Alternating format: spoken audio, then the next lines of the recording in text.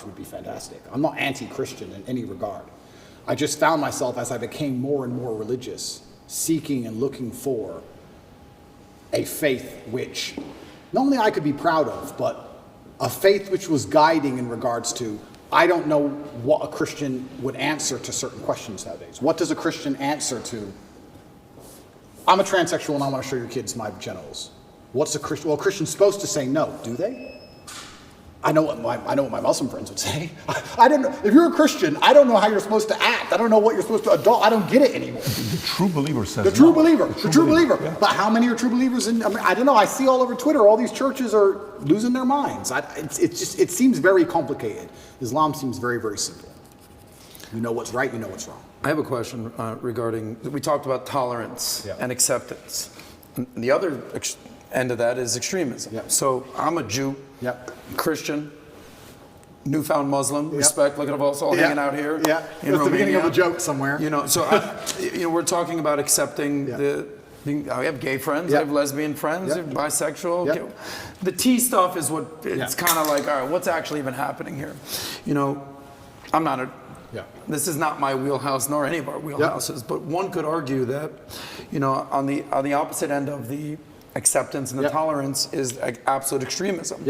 And I'm sure the allies of the LGBT will point to Islam and point to the Middle Eastern countries and point to the North African countries that have Islam as their religion and say they are the most extreme when it comes to LGBT. They say that it should be illegal to be gay. And in some countries you should be killed if you are gay. This is just, I'm just pointing out stats. You're right, and it's a super interesting argument because I will sit here and say that I guarantee in most Islamic countries there are gay people, and I guarantee that they have gay relationships and nobody cares as long as they're not trying to inflict on the children. It's illegal to walk down the street and do indecent things in front of children. But I guarantee if you were gay in a lot of these countries, privately, nobody would care because they're trying to preserve the family unit. And to a degree, you have to always protect innocence.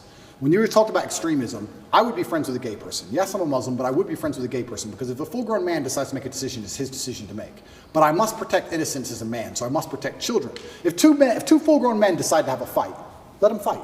If a full-grown man decides to pick on a kid, that's unacceptable. So I must protect innocence. So I agree with the extremism point, but I have no problem with full-grown men doing what they want to do. Maybe some Islamic scholars are going to watch this and get mad at me. I don't have a problem with gay people and being friends with a gay person. I don't care. My problem is when you take a person who is unarmed, who is innocent, who is programmable like a child, and start inflicting your worldview on them. That is disgusting and it's immoral. That is unfair and it can't be accepted on any level. And that's the reason homosexuality is genuinely outlawed in these countries. Not because they fear what two full-grown men are going to do.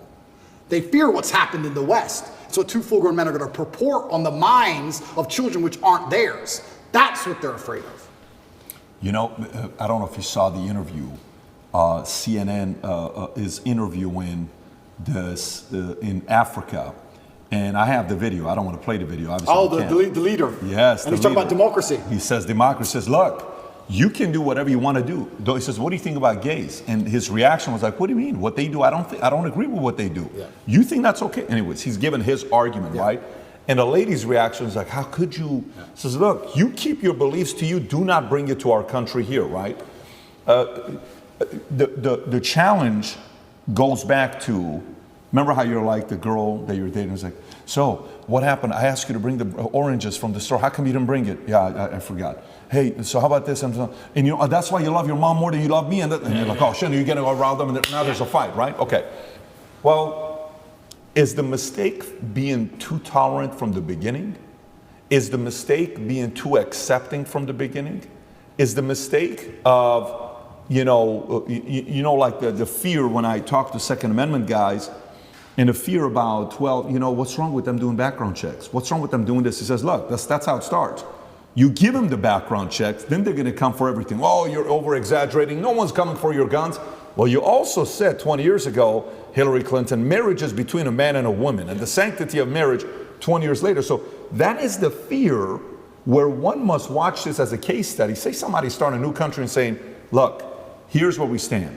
These are the laws we're not touching. We're not going to be doing X, Y, Z.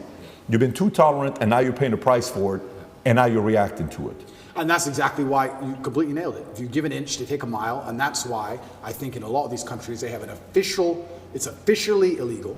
They're actually quite tolerant of it, more than you'd believe. I'm telling you, you can go to Jordan and your waiter will be a bit fruity. You can tell. Nobody cares. Nobody cares. Nobody gives a shit, right? But they have it officially illegal to prevent it ever bleeding out into actually affecting the mindset of society. You can do what you want, you're a full-grown man, but society is based on family, traditional family values. That's how our society is based. That's how we show ourselves to the world, and that is not going to be affected or changed. I was going to say that's why you see you talk about the collapse of Western society, specifically America. You see a decline in values. Wall Street Journal came out with that article that said family values plummeting, religion plummeting, being a social, being a community organizer plummeting. Everything's plummeting in America other than money. People are focusing on money. Connect is an application which allows you to take a minute to connect with influencers from all around the world. My name is Andrew Tate, and I'm available to speak directly to you on Connect. So it's interesting while you're talking about this whole religion thing, while you're in, who has reached out to want to support? We talked about this last time briefly. Yeah. Being a Muslim yourself, have some of the most powerful Muslims reached out, trying to help out, figuring out a way to get you out?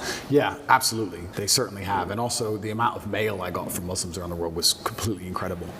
When I was in the cell with Tristan, he said, well, I'm Christian. Nobody's written to me.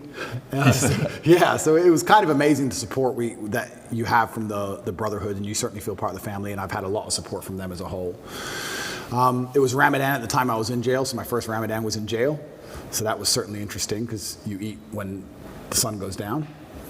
And my meal came when the sun was up. So I'd have to cover it up and try and hide it from cockroaches and wait for the sun to go down and then eat it cold by myself. But I felt like, if you're going to do it the first time, you may as well jump in the deep end and do it hard. So I did that, and that was an experience. And jail as a whole, I mean, there's so many stories I can tell. There's so many different ways I remember it. There were times I laughed. I will sit and say some of the best days of my life were in jail. Get out of here. Yeah. And some of the worst days of my life were in jail. But there were days where me and Tristan, when we were finally in the same cell, there's times we laughed like we've never laughed before. I'll sit and admit that's absolutely not really true. I feel like if you're going to be the kind of person who strives for an exceptional life, which is what I am, I think I'd be a coward if I said I want an exceptional life, but I only want it to be exceptional in a good way. I don't think that's genuine. I want an exceptional life. Exceptional means away from the norm. And away from the norm means flying your Bugatti on a jet to Dubai and taking your own plane to meet it there. And it also means a Romanian dungeon with cockroaches on New Year's Eve. They're both exceptional experiences.